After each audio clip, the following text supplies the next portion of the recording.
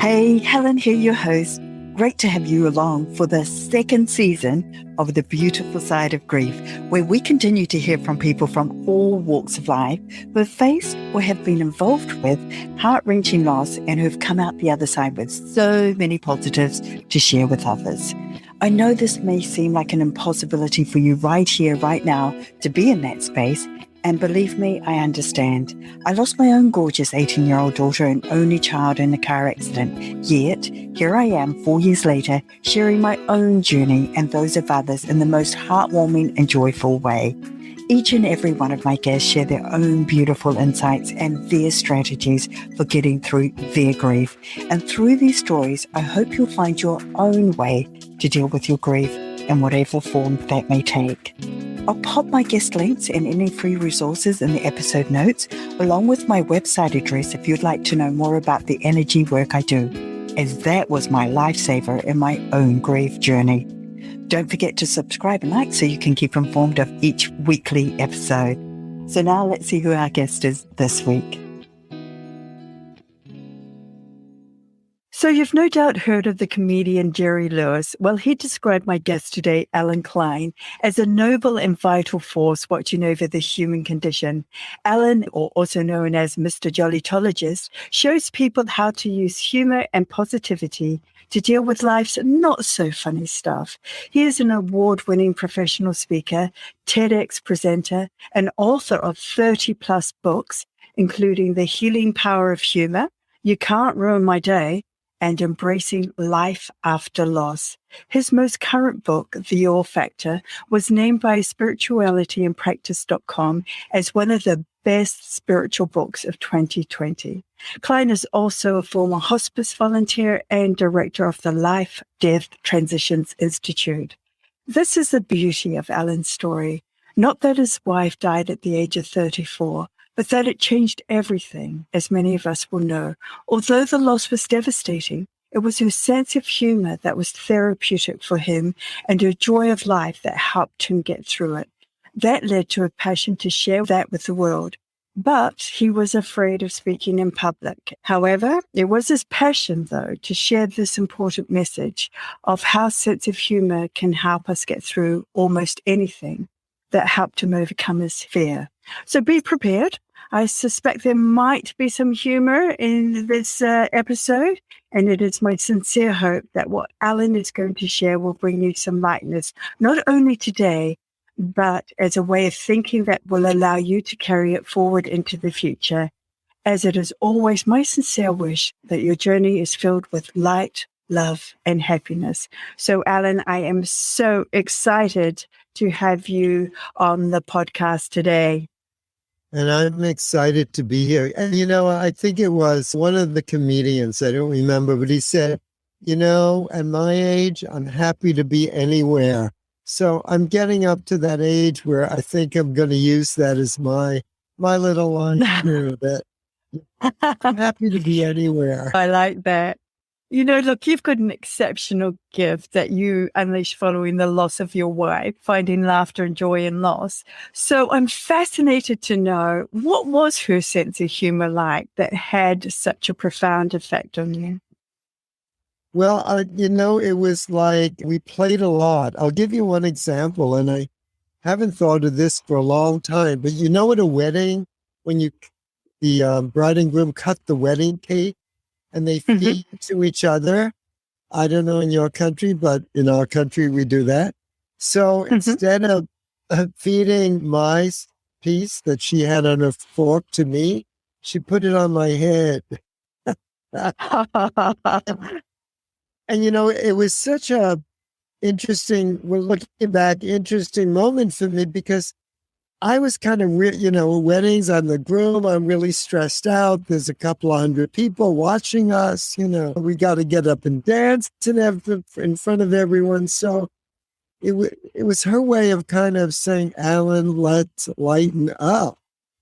And I think that was, if there was one thing I can pinpoint throughout a marriage, it was that she was so playful that would always help me and her, lighten up, and we laughed a lot. And I remember we would question why we were still together after 10 years of marriage, because a lot of our friends were splitting up. And she said, Alan, because you make me laugh. And I wasn't that funny, but there's that chemistry to help each other. Yeah, but I think that's what you have to do, isn't it, Alan? You have to find those things that make you happy and make you joyful and make you laugh, about the person that you are likely to spend the rest of your life with, or hoping to, because, imagine it, the difference between being able to have a laugh and a smile each day, as opposed to everything being so super serious and stressed. Well, I know which one that I would sort of tend to err on the side of. Yeah, I know. You could take things seriously, but the thing is, you don't have to take you so seriously. Yes. And what, I wrote The Healing Power of Humor after my wife died. And one of the things in my research I found is that humor helps us get through those stressful times. It helps us rise above the situation. Gives us a different perspective. You're not so tense. You're not so stressed out. You see things in a different way. And so it's really a vital thing, even in death and dying, to help us get through it. And I think whoever created us, I don't know how religious your listeners are, but whoever they believe created us, I think has given us that sense of humor as a tool to help us get either day-to-day things that are not so great, not so funny, or major life crises like loss of a loved one.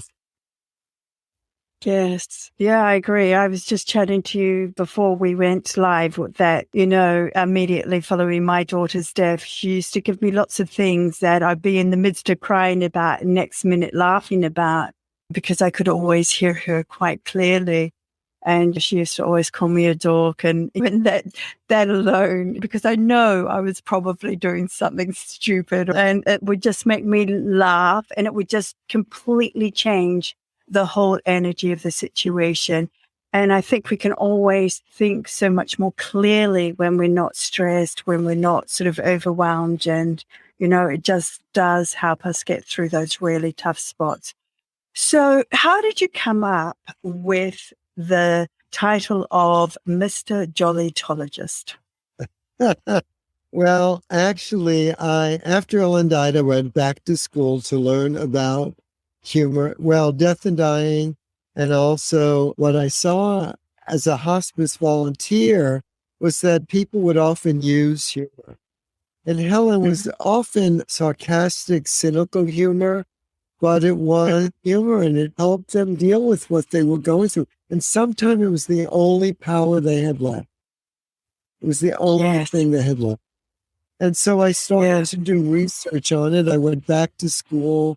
I got a master's degree in therapeutic humor, and it became The Healing Power of Humor, my first book. Actually, my master's degree was in human, HUMAN development, but it was all about therapeutic humor. And in Greek, the word laughter is gelos, Gelos. So technically, I was a Jollytologist with a GE, but I changed it to Jollytologist. Okay. How it came about. Okay. All righty. But it's quite a cool name because it just described, what you do so, so well. A Jollytologist. I really, really like that. And look, I guess that you've got depths of humor within you. And I think we all do. We've all got different types of humor. Some people are just straight out funny regardless. And, I've got a real quirky sense of humor that people kind of look sideways at me and then realize I'm joking, and then sort of delayed laughter type of humor. But I know that you were also a senior designer for Captain Kangaroo. So tell me, that has to sort of add some lightness to your life. And so share with us now how that influenced your life and your work today. Well, it did influence me greatly. I didn't realize it at the time, but I don't know how much you know about the show, but if I was designing, it's a children's show, and if I was designing a box that Bunny Rabbit invented to trick Mr. Green Jeans into giving him carrots, I would have to think, well, how would a child design that box? Well, a child, it wouldn't look, too professional. It would be very playful. The child might get some stuff from the kitchen and paste it on. It might do some crayon colors on it. It might paste some stuff on it. And so I had to think like a child for like 10 years. During that show, I had to think like a child. I think that was such a great influence in my starting to see the world, one, more like the child, and two, having my wife at that time helping me lighten up, because I was a very serious child myself. So I think those two influences helped me become the world's only Jollytologist. Great. So you were obviously doing this while she was still alive. Is that correct? Yes, I was doing that. And we lived in New York City. We had a cross-country romance. She lived in San Francisco. I lived in New York City. I had a friend that we were designing an off-Broadway show. I was doing the sets. She was doing the costumes. And she said, Alan, a friend of mine is coming from San Francisco this week. We'd like to invite you to dinner. And I thought, okay, that's great. We arranged the time. And that evening, I got a call from Ellen, my wife, saying her friend was stuck at work. She gave her friend a list of things to make. My wife was a gourmet cook. She was going to make beef stroganoff. And the friend had some drinks after work with some co-workers. And all she brought home was onions and sour cream. Could I stop? My wife asked, could I stop at the Chinese restaurant and bring some food for us? And I said, sure. And my wife said, oh, by the way, we've invited 12 people. Can you? And it just struck me as someone who I hadn't even met yet had that much. I don't know if you know the word moxie, but had so much moxie that I started to laugh, and I brought the dinner, and which just kind of hit it off, and that was it. That just sounds so, so wonderful. So what was it like for you? Just share with our listeners what it was like for you when you lost her, and how long it took you to go through that initial devastating grief and then be able to pull yourself out. Was it the humor that sort of kicked in quite early, or did you have to go and get some counseling? Just share with us what a little of that journey was like for you. Sure. I did get counseling. And after the second session, the therapist said, Alan, life is tough and life is difficult. And I said to him, I know life is difficult. I'm going through it. And I got up and walked out of the office. And there was a kind of peer-to-peer counseling service for people who've lost a loved one. And they assigned me a woman who had lost her husband. And we sat together and we laughed and we cried. And she was the perfect person to help me get through this. And they didn't charge anything. It was just, volunteers. And so she was a big help. And the other big help was my daughter. My daughter was 10 at the time. And my wife died. My wife was in the hospital for 2 weeks. I had stayed with her. And so there was no the house. And my mother-in-law was here with her. And my mother-in-law was, I guess, changing the bed. And my wife died and rolled out of bed and was on the floor. And I just came home from buying the food. And my mother-in-law was saying, hurry up, Ellen has died. And I sat with her, and it was about 3:00, and my daughter was coming home from school. And my mother-in-law kept saying, let's get the undertaker, call the undertaker. And I said, no, Betty, Sarah's coming home from school. I just want to sit with Ellen and Sarah and just sit with her. And Helen, I don't know why I said that, but it was one of the best things. It was a gut reaction, and one of the best things I could have done, because I think we whisk the body away sometimes. And imagine if my daughter came home and mommy was gone forever. I mean, Yes. you know, so we had a good chance to say goodbye and lots of crying. And it was a wonderful moment. And Oh, after Ellen died, I'm sorry, go ahead. No, go. Well, after Ellen died, I said to Sarah, I think we need an adventure. I think we need get away from this a bit. And I booked a trip to Alaska on a ferry system, the Inside Passage. And we were alone for about 10 days, and we spent the night on a glacier. We had seaplane ride. We still talk about the puffins. We did a whitewater rafting trip. And again, Helen, it was like this gut, I don't know what it was, but this gut thing saying, we need to get away. We need something else than what just happened. And I'll tell you, it bonded us so close. It was we had laughter and we had adventure. I don't want to go into all that, but things happened and it was quite amazing. We still talk about that trip. So I don't know. I think the lessons I learned is don't whisk the body away. And, you say, when do we start laughing again? Well, during that adventure, we had a number of laughs, and we talked about mommy. That was the other thing, is not to, if you have children, not to talk about, put the deceased out of your conversations. Keep them in your conversations because their spirit is still alive. Yeah. I'm such a big believer in that as well, Alan. And, I know my daughter had to go to the coroner first, but she came home the following day. And as soon as she came into the house, I felt the whole house just light up in love there. And I think it was so therapeutic for her friends to be able to come and sit with her and talk with her, and they bedazzled her casket, wrote all over the casket. And, it was just, I feel that, like you said, there's something really important in just being able to sit and spend that time with your loved one and enable people just to process that. And then, like you saying that you then took off on an adventure.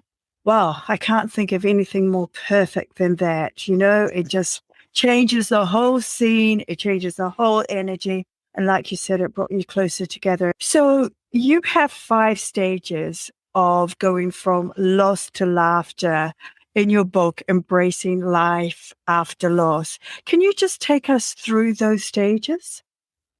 So I think the first thing, and this may be the first step, and this may be hard, really maybe the hardest, is losing. They all begin with an L. So losing, to realize that death is part of life. I mean, Woody Allen said, birth is a fatal disease. We all die. And I invite you listeners, just imagine if nobody ever died.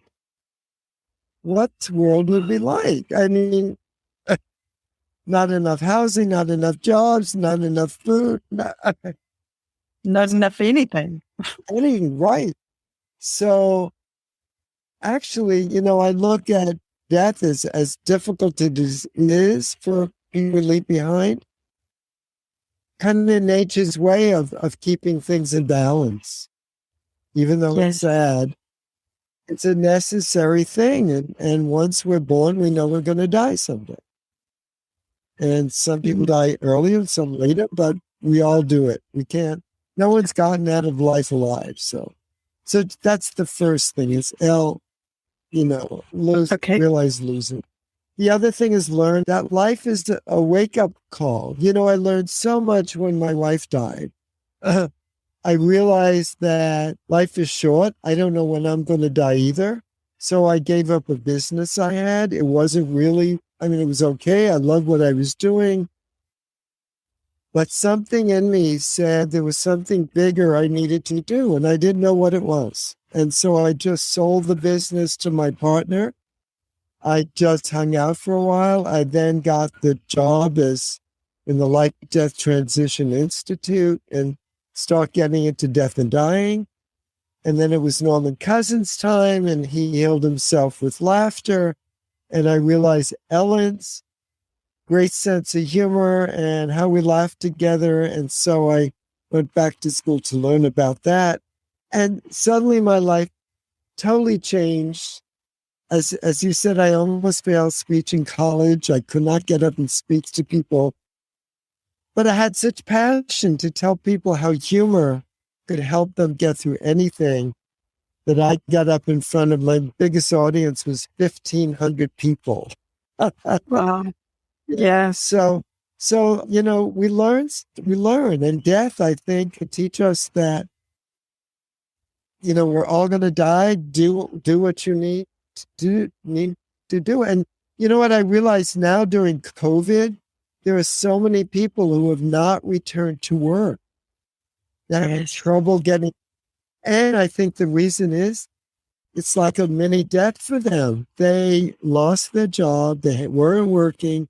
And they realize at some levels, maybe not consciously, that life is short, that this is not what I want to go back to. Yes, I think it's that realization. Yeah, I 100% agree with you there.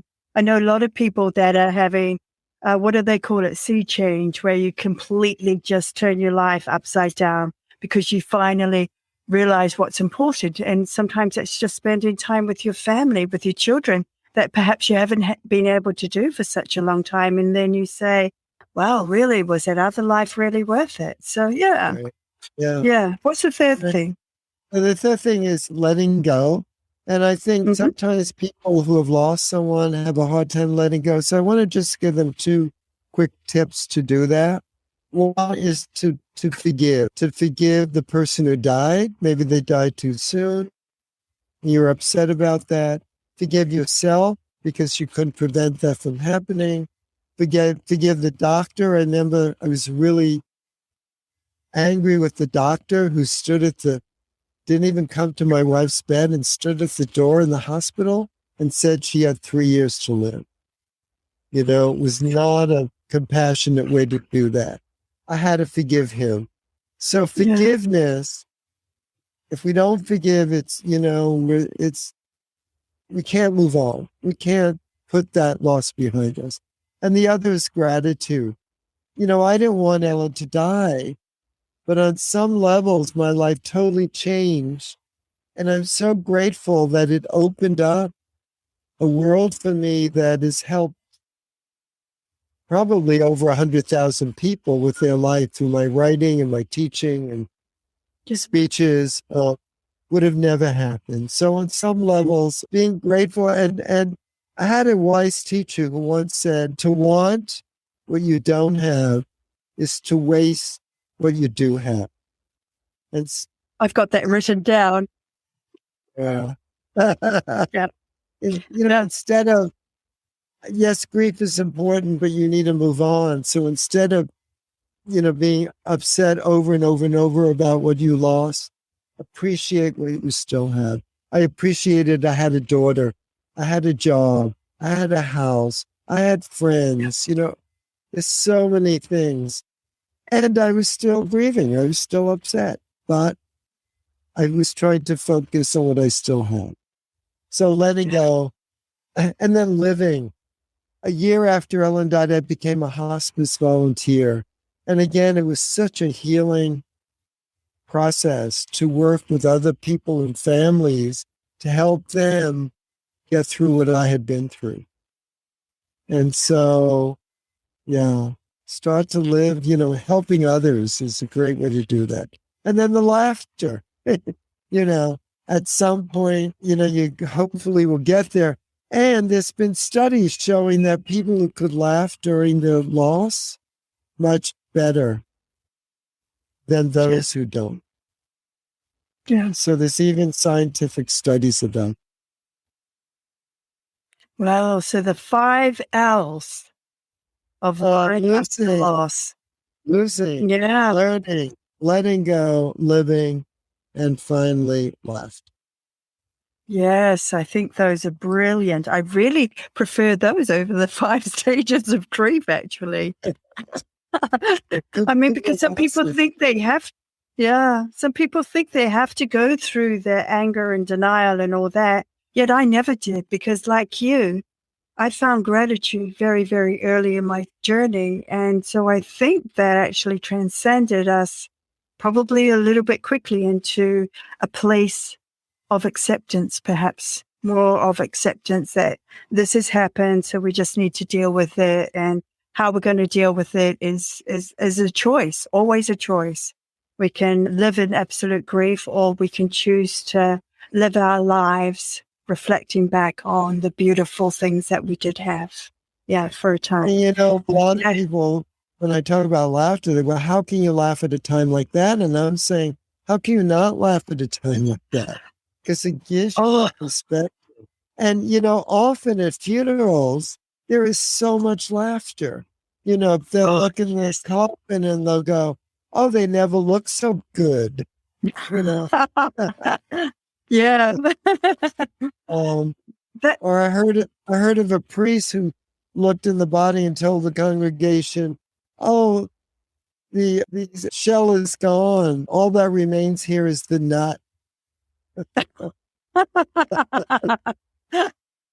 Oh, yeah. You know what? That's it. And it breaks the ice and it just relaxes everybody. And actually, like you said very early on in the piece, to be able to speak of our loved ones is so, so important. So it's being able to laugh at the things that made them so precious to us. And that's often the stupid things that they might have done, or those idiosyncrasies that they have, or, Right. and it's recognizing them and seeing them as real human beings. So that's so good. Alan, your most recent book, The Awe Factor, shows readers a little bit of wonder can make a big difference in their life. So what was your motivation for writing this book? Well, I realized in my life that looking back, there were so many moments in my life. For instance, meeting an apprentice of mine, that was when I was a scenic designer, on the top of Yosemite. He was coming down the hill I was going up, and he yells across, Alan, and I haven't seen him for 40 years. And I thinking, people call that, oh, it's a coincidence. I think it's more than a coincidence. There is something divine presence there, and moments over and over. I wanted to do a TEDx talk I put it on my bucket list in January. About 30 days later, I get an email. Unbeknownst to me, I get an email asking if I want to do a TEDx talk. I mean, there are just like all moments all the time. I looked at an incredible flower in my garden. That just, 2 years ago, I was in Holland, Amsterdam, outside of Amsterdam.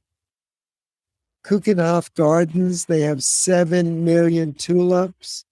I was just blown away, there are all moments all the time. And I thought, there's not much written about it.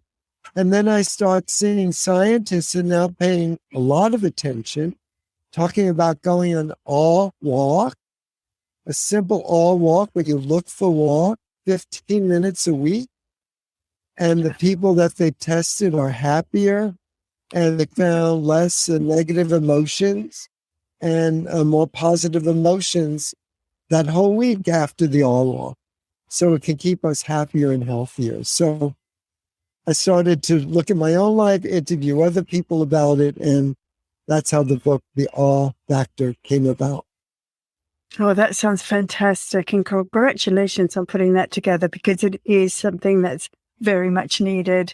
And I know that so often you can go on a walk and not notice anything around you. So it's actually taking the time and putting yourself in that space when you can actually see the beauty in the sky or the trees or, what is around you. I think today with people on the cell phones, they're not looking, they're not stopping and looking. There's just amazement all around us. And so I wanted to bring that awareness to people. So you touched on this just before, but it's something that's very, very close to my heart, Alan, and that is the value that you get from giving to others. And that's certainly how that can help you with your own grief. Right. So when I worked as a hospice volunteer,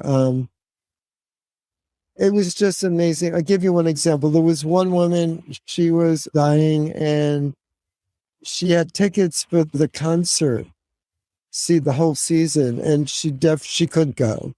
And so I called up the Conservatory of Music here and I asked if there's any student that would like to come and play for her. And they said, I forget what instrument, I forget what it was, but they sent one or two students over and she had a private concert in her living room. And it just, even now I get like teary eyed because it touched me. And she just, it was like such an incredible gift to give. And it was a simple gift. The students liked it, her family liked it, she liked it, and it enriched me. What I found, the more I give, the more I get, in a way. 1 year, what I decided to do was every day of the year, 365 days, I would write an email or a letter or a card or a note to somebody who has influenced my life.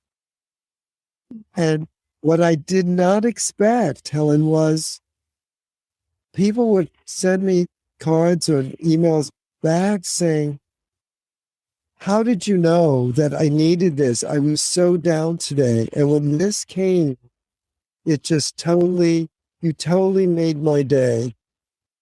I didn't know that. And it just brought such joy back to me, And then by the end of the year in November, I thought, oh my God, I'm not going to have enough people on my list. And it just kept going, and more people that I filled up the year and more extra people I could have sent it to. So when we reach out to others, I think we get so much back. I 1000% agree with you there. For me personally, when I was actually reaching out and helping others, it took me out of myself and out of my own grief and allowed me to see what others were going through. And often people are going through the most tragic of circumstances. And, if I thought I was having it tough, well, then, it just put it into perspective when I was helping out others. And so this is the second part of the thing I was just going to say. I'm so grateful for that, because even now probably should be working this extra day just to get a bit more income in. However, 1 day a week I volunteer, and I volunteer for our local coffin club. And it fills my heart to be a part of these little baby coffins that we make up and we decorate and line and put little teddy bears in and hearts and then donate them to SAND, which is who deal with the loss of children, either in utero or very early on. And I never get to see them or hear who they go to, but it just fills my heart every single week. So yeah, thank you. Yeah, thank you for sharing that. So the second thing around gratitude, because again, we touched on that while I was researching you, there was a Associate Professor Francesca Gino at the Harvard Business School. She did around university fundraisers. Do you remember that study? I don't. That name is not ringing a bell. So. Okay. So what the study was that she had the volunteers and she's divided them in half, and one group were given praise for what they were doing and being told how grateful they were for the time that they were giving, sort of ringing up and helping with fundraising efforts and things like that.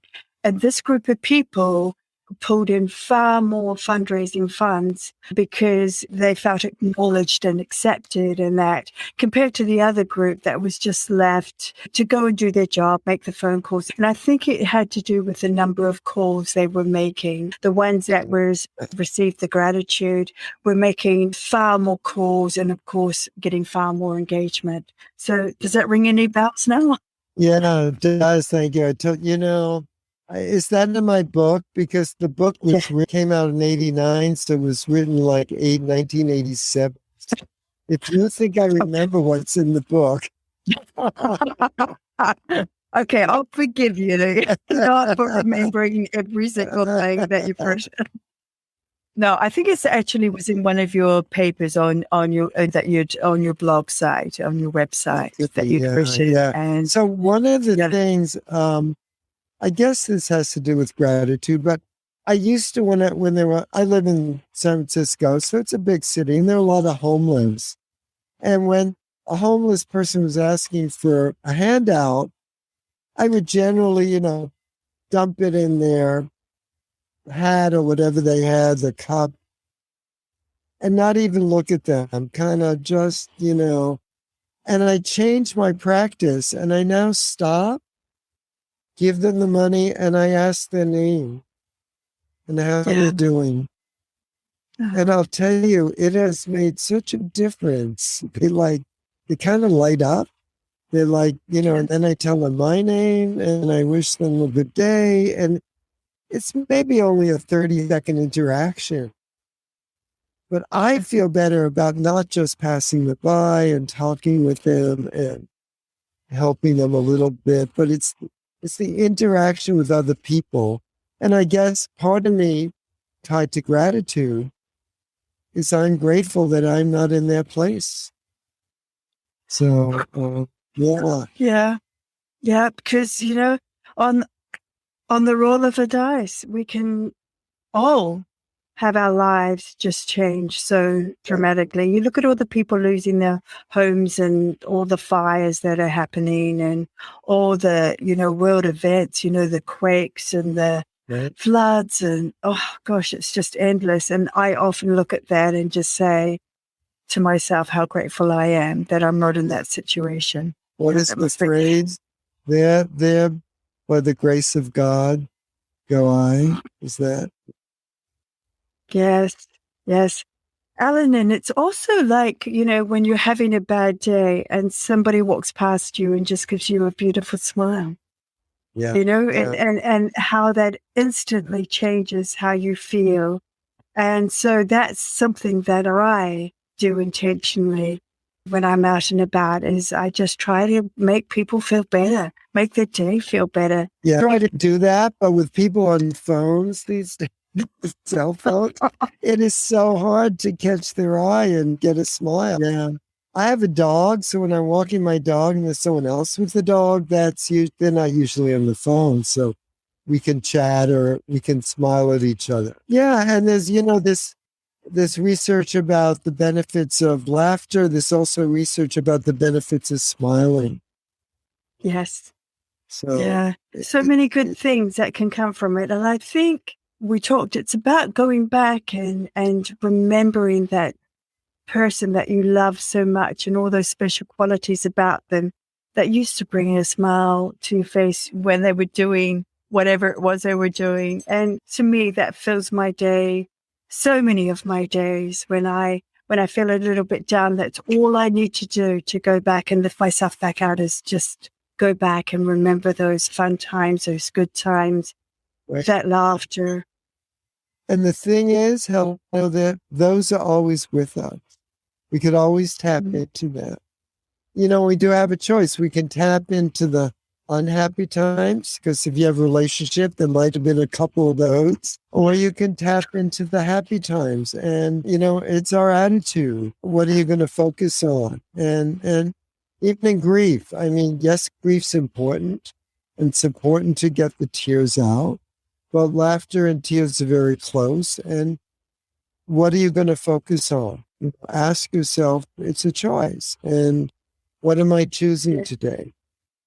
Yeah. And just because you're laughing doesn't mean you're not remembering the person who died. Yes. In fact, you may be honoring them more because you're lifting up the spirit. Alan, we've first briefly touched on intention. Share with us the power of intention. I live my life by intention. Yeah.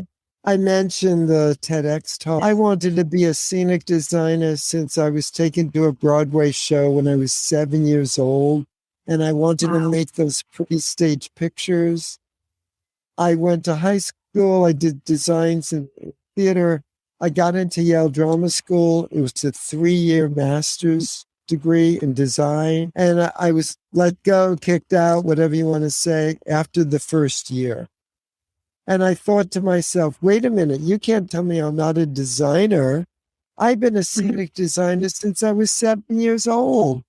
And I went on, I went to New York. I got in the Scenic Design Union, and I was designing shows like Captain Kangaroo, Merv Griffin, Jackie Gleason, while my fellow classmates at Yale was still doing college productions.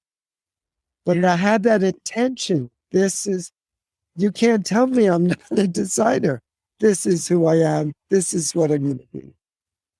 And it's always about setting that bar much, much higher than what you think you're worthy of too, I think. Like stretch it a little bit. Let's see how high you can go. That's always fun to do. I've had so many of those instances in my own life.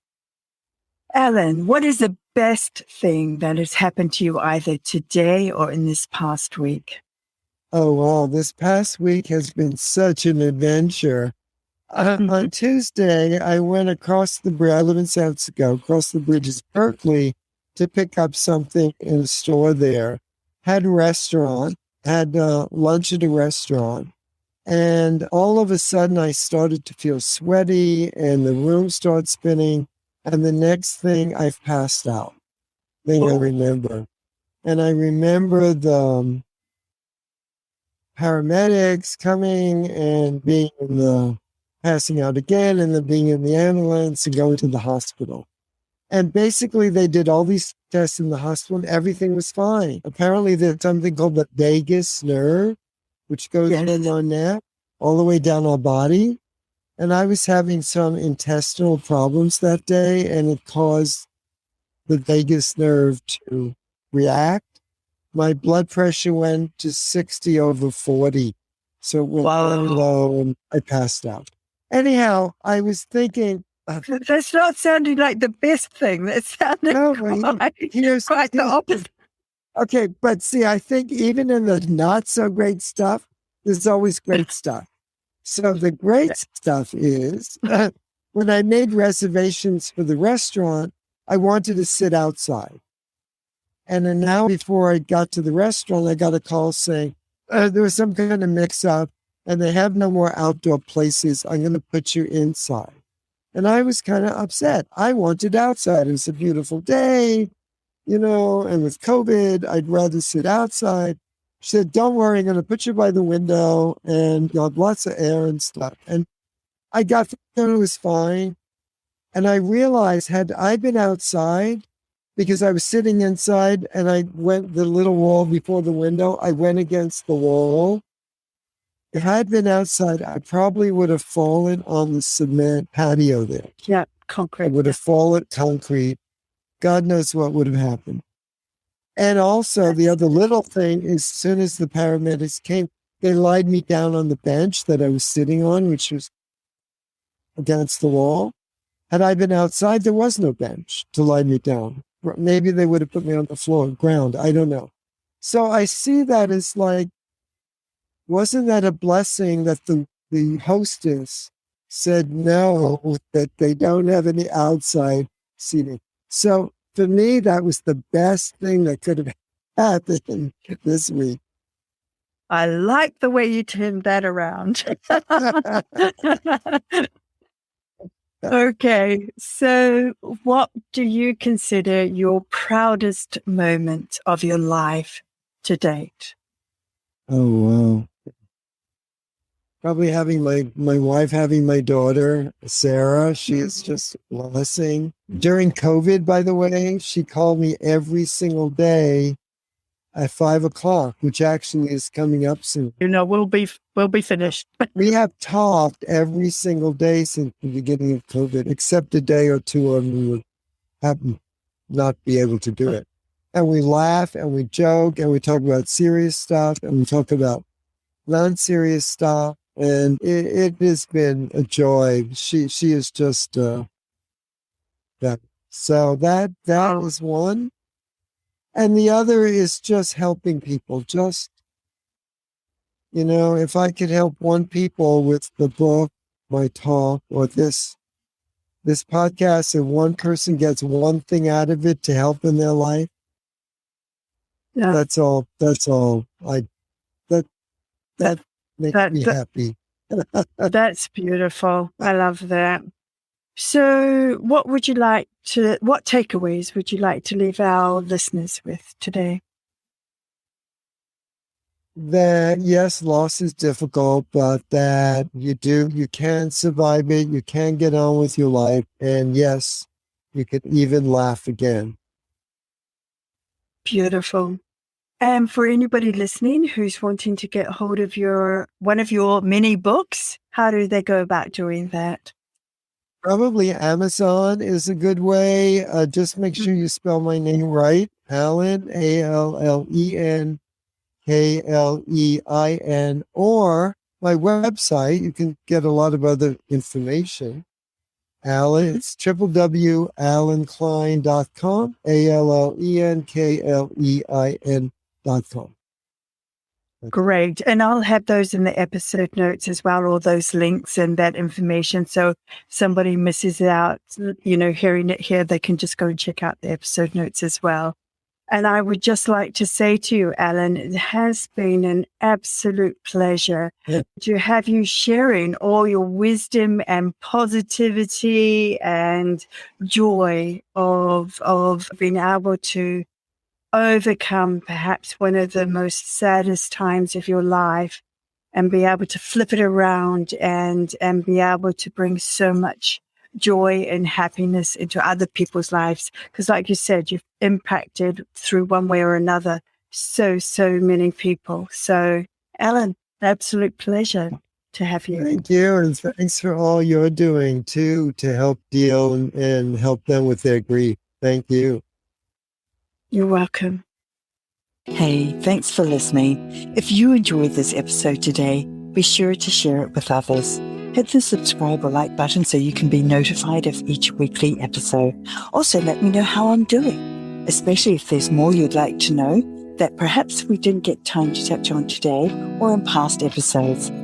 And if you're after resources to help you out on this journey, or more about the energy healing work I do, hit the Healing to Be You link. That's the word healing, 2, letter B, letter U.com. So until next time, be kind to you, and thank you for joining us on the beautiful side of grief.